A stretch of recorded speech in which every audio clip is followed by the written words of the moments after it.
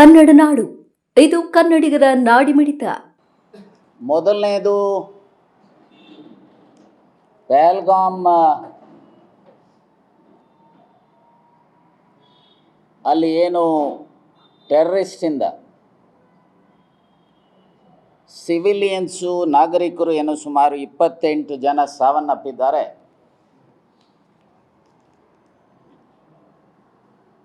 ಅವರುಗಳ ಆತ್ಮಕ್ಕೆ ಪರಮಾತ್ಮ ಚಿರಶಾಂತಿಯನ್ನು ನೀಡಲಿ ಅಂಥೇಳಿ ದೇವರಲ್ಲಿ ಪ್ರಾರ್ಥಿಸ್ತೇನೆ. ಎರಡನೇದು, ಆ ಹಿನ್ನೆಲೆಯಲ್ಲಿ ಆಪರೇಷನ್ ಸಿಂಧೂರ್ನ ಹೆಸರಿನಲ್ಲಿ ಉಗ್ರಗಾಮಿಗಳನ್ನು ಮತ್ತು ಅವರಿಗೆ ಸಹಕಾರ ನೀಡ್ತಾ ಇದ್ದಂಥ ಪಾಕಿಸ್ತಾನಕ್ಕೆ ಬುದ್ಧಿ ಕಲಿಸ್ತಕ್ಕಂಥ ಅತ್ಯಂತ ಪರಿಣಾಮಕಾರಿಯಾದಂಥ ಕೆಲಸವನ್ನು ಮಾಡಿರ್ತಕ್ಕಂಥ ನಮ್ಮ ದೇಶದ ಸೇನೆಯ ಸೇನಾನಿಗಳನ್ನು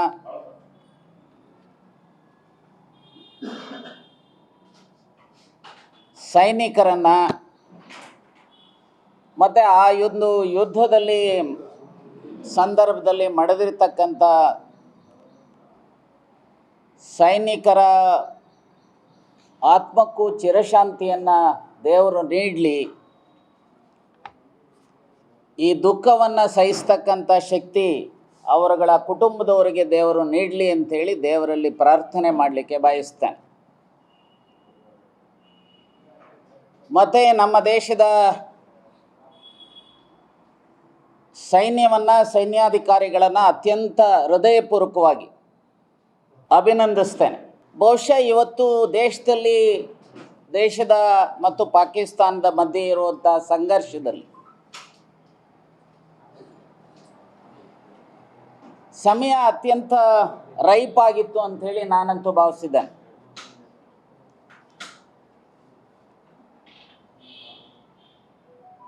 ಮೊದಲನೇದಾಗಿ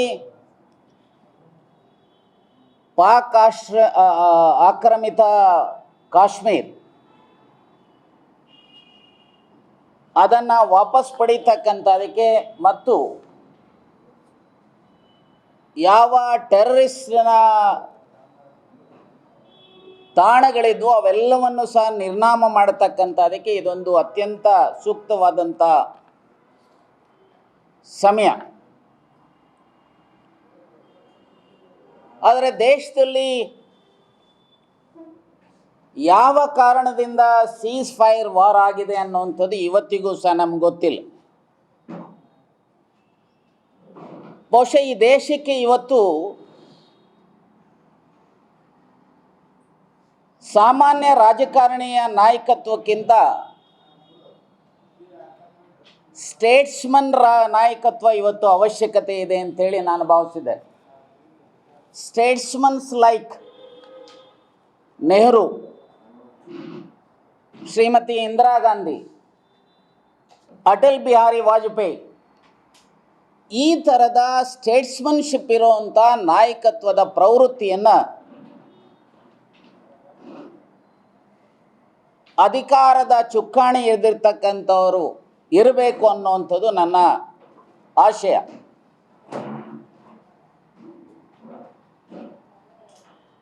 ನೋಡಿ, ನನಗೆ ಈಗಲೂ ಸಹ ಅರ್ಥ ಆಗ್ತಾ ಇಲ್ಲ. ಮೊದಲನೇದು, ಪಹಲ್ಗಾಮಲ್ಲಿ ಸುಮಾರು 2,000 ಜನ ನಾಗರಿಕರು ಇರಬೇಕಾದ್ರೆ ಅಲ್ಲಿ ಯಾವುದೇ ಸೆಕ್ಯೂರಿಟಿ ಫೋರ್ಸ್ ಇಲ್ಲ.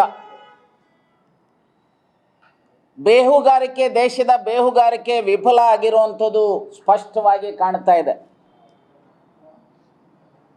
ಸೋಫಾರ್ ಪ್ರಧಾನಿಗಳಾಗಿ ಗೃಹ ಸಚಿವರಾಗಲಿ ಇದರ ಬಗ್ಗೆ ಸ್ಪಷ್ಟವಾದಂಥ ನಿಲುವನ್ನು ಮಾಹಿತಿಯನ್ನು ದೇಶದ ಮುಂದೆ ಇಟ್ಟಿಲ್ಲ.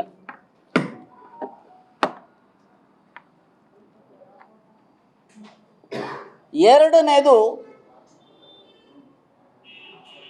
ವಿರೋಧ ಪಕ್ಷಗಳ ಸಭೆಗಳನ್ನು 2 ಸಾರಿ ಕರೀತಾರೆ.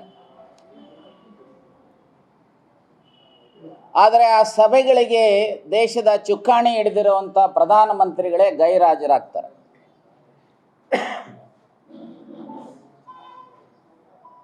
ಅರೆ, ಇಂಥ ಕ್ರೈಸಿಸ್ನಲ್ಲಿ ಇಡೀ ದೇಶವನ್ನು, ದೇಶದ ಇನ್ನಿತರ ಪೊಲಿಟಿಕಲ್ ಪಾರ್ಟೀಸ್ ಇರ್ಬೋದು,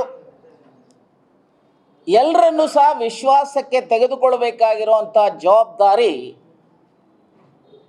ದೇಶದ ಪ್ರಧಾನಿಗಳ ಮೇಲಿದೆ ಅನ್ನೋದನ್ನು ನನ್ನಂಥವನು ಅರ್ಥ ಮಾಡಿಕೊಂಡಿರುವಂಥ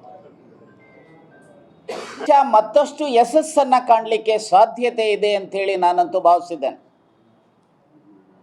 ನಮ್ಮ ಪಕ್ಷ ಪೂರ್ಣವಾದಂಥ ಸಹಕಾರವನ್ನು, ಬೆಂಬಲವನ್ನು ದೇಶದ ರಕ್ಷಣೆಯ ದೃಷ್ಟಿಯಿಂದ ಸದಾ ಕೊಡ್ತಾ ಬಂದಿದೆ. ಆದರೆ BJPಯವರ ಪ್ರವೃತ್ತಿ ಹೇಗಿದೆ ಅನ್ನೋಂಥದಕ್ಕೆ ಒಂದು ಇನ್ಸಿಡೆಂಟ್, ಕರ್ನಲ್ ಸೋಫಿಯಾ ಕುರೇಶಿ, ನಮ್ಮ ರಾಜ್ಯದ ಸೊಸೆ, ಗೋಕಾಕಿನ ಸೊಸೆ, ಆ ಹೆಣ್ಣು ಮಗಳ ಮೇಲೆ ಕೇಂದ್ರ ಸರ್ಕಾರ ಮತ್ತು ಸೇನಾಧಿಕಾರಿಗಳು ವಿಶ್ವಾಸ ಇಟ್ಟು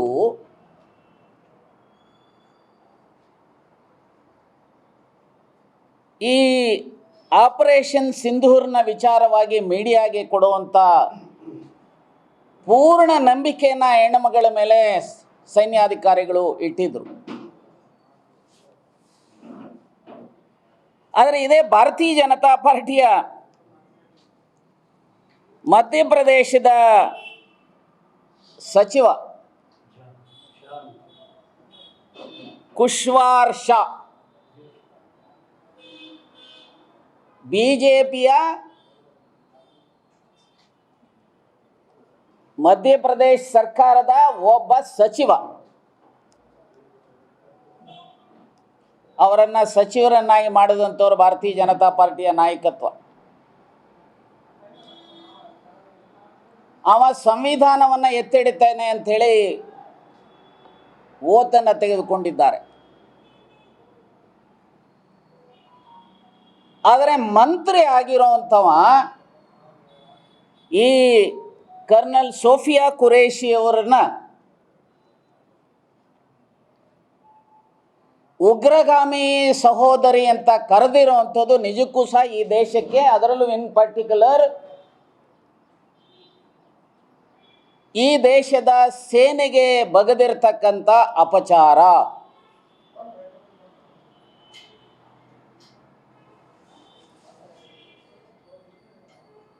ಈ ದೇಶಕ್ಕೆ ಬಗೆದಿರುವಂಥ ಅಪಚಾರ, ಈ ದೇಶದ ಸೇನೆಗೆ ತೋರಿರುವಂಥ ಅಗೌರವ. ನಾನು ನಿಮ್ಮ ಮೂಲಕ ಕೇಳ್ತೇನೆ ಮಿಸ್ಟರ್ ಮೋದಿ, ಇಂತಹ ಸೈನ್ಯಕ್ಕೆ, ದೇಶಕ್ಕೆ ಅಗೌರವ ತೋರ್ತಕ್ಕಂಥ ವ್ಯಕ್ತಿ ಮಂತ್ರಿಯಾಗಿ ಇಟ್ಕೊಂಡಿದ್ದೀರಲ್ಲ ನಿಮ್ಮ ಪಕ್ಷದಲ್ಲಿ, ನಾಚಿಕೆ ಆಗೋದಿಲ್ಲ? ನಿಮ್ಮ ಮೂಲಕ ಕೇಳ್ತೇನೆ, what action you are going to initiate against this man? ಕೂಡಲೇ ಈ ಮನುಷ್ಯನನ್ನು ಸ್ಯಾಕ್ ಮಾಡಬೇಕು. ದೇಶಕ್ಕೆ ಮತ್ತು ಸೈನ್ಯಕ್ಕೆ ಅಪಚಾರ ಎಸಗುವಂಥ ಹೇಳಿಕೆ ಮಾಡಿ ದೇಶದ್ರೋಹದ ಕೆಲಸವನ್ನು ಮಾಡಿದ್ದಾರೆ. ಇವರ ಮೇಲೆ ಕೂಡಲೇ ಕಾನೂನು ರೀತಿಯ ಕೇಸನ್ನು ದಾಖಲಿಸಿ ಅವರ ಮೇಲೆ ಕ್ರಮ ಜರುಗಿಸಬೇಕು. ಅಷ್ಟೇ ಅಲ್ಲ, ಇಂಥವರಿಗೆ ರಕ್ಷಣೆ ಕೊಟ್ಟಿರ್ತಕ್ಕಂಥ ನಿಮ್ಮ ಪಕ್ಷ ಮತ್ತು ನೀವು ಅಂಥವ್ರನ್ನ ಸರ್ಕಾರ ಮಂತ್ರಿ ಮಾಡಿರ್ತಕ್ಕಂಥ ಹಿನ್ನೆಲೆಯಲ್ಲಿ ನಿಮಗೇನಾದರೂ ಈ ದೇಶದ ಬಗ್ಗೆ, ಈ ದೇಶದ ಸೈನಿಕರ ಬಗ್ಗೆ ಗೌರವ ಇದ್ದರೆ ಕೂಡಲೇ ಮಿಸ್ಟರ್ ಮೋದಿ ಅನ್ಕಂಡೀಷನಲ್ ಆಗಿ ಈ ದೇಶದ ಜನರ ಮತ್ತು ಈ ದೇಶದ ಸೈನಿಕರ ಕ್ಷಮೆಯನ್ನು ಯಾಚಿಸಬೇಕು ಅಂತೇಳಿ ಅತ್ಯಂತ ಆಗ್ರಹಪೂರ್ವಕವಾಗಿ ಆಗ್ರಹಿಸ್ತೇನೆ. ಮಾತ್ರ ಹೇಳ್ತೇನೆ, ಯಾರು ಎಷ್ಟೇ ಏನೇ ಹೇಳಿದ್ರು ಇಡೀ ವಿಶ್ವದಲ್ಲಿ ಅತ್ಯಂತ ಸಮರ್ಥವಾಗಿರುವಂಥ ಸೈನ್ಯ ಯಾವುದಾದರೂ ದೇಶದಲ್ಲಿ ಇದ್ದರೆ ಅದು ಭಾರತದಲ್ಲಿ.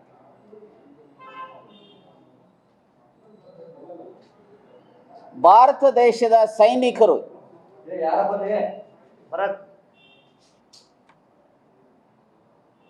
ಎಲ್ಲ ರೀತಿಯ ತ್ಯಾಗ ಬಲಿದಾನಗಳಿಂದ ಈ ದೇಶದ ರಕ್ಷಣೆ ಮಾಡ್ತಾ ಬಂದಿದ್ದಾರೆ.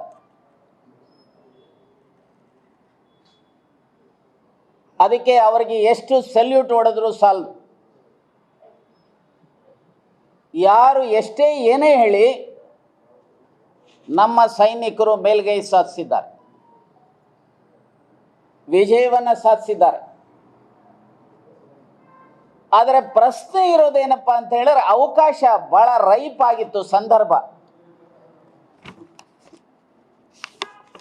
ಪಾಕ್ ಆಕ್ರಮಿತ ಕಾಶ್ಮೀರನ್ನು ಪಡೆಯಲಿಕ್ಕೆ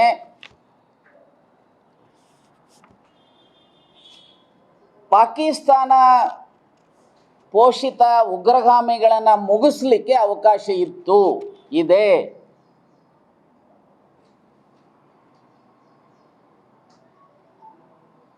ಇದು ಇವತ್ತಿಗೂ ನಮಗೆ ಗೊತ್ತಾಗಿಲ್ಲ, ಯಾಕೆ ನಿಲ್ಲಿಸಿದ್ರು? ಅಮೇರಿಕದ ಅಧ್ಯಕ್ಷರು ಡೈರೆಕ್ಷನ್ನ ಅಥವಾ ಮಿಸ್ಟರ್ ಮೋದಿ ನೀವೇ ತೀರ್ಮಾನ ತೆಗೆದುಕೊಂಡ್ರ ಅಥವಾ ಸೈನಿಕರ ಏನು ಸೇನಾನಿಗಳ 3 ಜನ ವಿಂಗ್ನ ಕಮಾಂಡರ್ಸ್ ಏನಿದ್ರು ಅವರುಗಳ ಸಲಹೆಯನ್ನು ಪಡೆದ್ರ? Mister Modi, you owe a duty to give an explanation to the people of India. ಪಾಪ ನೀವು ಪ್ರೆಸ್ ಅಂತೂ ಮೀಟ್ ಮಾಡೋದಿಲ್ಲ ಮೋದಿ ಸಾಹೇಬರು, ನಿಮ್ಮನ್ನು ಎದುರಿಸುವಂಥ ಶಕ್ತಿನೂ ಸಹ ದೇವರವ್ರಿಗೆ ಕೊಡಲಿ. ನಾನು ಇಷ್ಟೇ ಹೇಳ್ತೇನೆ. ಈಗಾಗಲೇ ಎಷ್ಟು ಹೇಳ್ಬೋದು ಡೆಲ್ಲಿನಲ್ಲಿ ಹೇಳಿದ್ದಾರೆ, ನಾನು ಹೆಚ್ಚು ಅದನ್ನು ಬೆಳೆಸ್ಲಿಕ್ಕೆ ಹೋಗೋದಿಲ್ಲ. ಏನವೇ ಇಷ್ಟ ನೋಡಿ, ಅವರು ಭಾಳ ಹೋರಾಟಗಾರರಿದ್ದಾರೆ.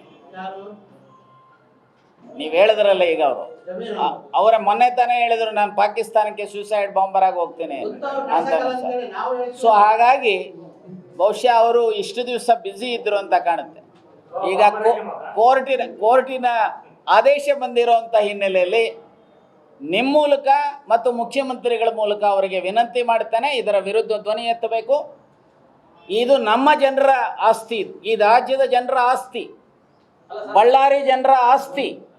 ಇದರ ಪರವಾಗಿ ಈ ಆಸ್ತಿಯನ್ನು ಉಳಿಸ್ಕೊಳ್ತಕ್ಕಂಥದಕ್ಕೆ ಯಾರು ಲೂಟಿ ಮಾಡಿದ್ದಾರೆ ಅದನ್ನು ವಾಪಸ್ ಪಡೆಯುವಂಥದಕ್ಕೆ ಇದು ಅವರ ಜವಾಬ್ದಾರಿ, ಶಾಸಕರುಗಳ ಜವಾಬ್ದಾರಿ, ಮಂತ್ರಿಗಳ ಜವಾಬ್ದಾರಿ, MP ಗಳ ಜವಾಬ್ದಾರಿ. ಸೊ ಅವರುಗಳು ಮಾಡ್ತಾರೆ ಅನ್ನುವಂಥ ವಿಶ್ವಾಸ ನನಗಿದೆ ಅಂತ. ನೀವಿನ್ನು ಕನ್ನಡ ನಾಡು ವಾಹಿನಿಯನ್ನು ಸಬ್ಸ್ಕ್ರೈಬ್ ಮಾಡಿಕೊಂಡಿಲ್ವಾ? ಈಗಲೇ ಸಬ್ಸ್ಕ್ರೈಬ್ ಮಾಡಿ, ಬೆಲ್ ಐಕಾನ್ ಅನ್ನು ಒತ್ತಿ ನೋಟಿಫಿಕೇಶನ್ಗಳನ್ನ ಪಡೆಯಿರಿ.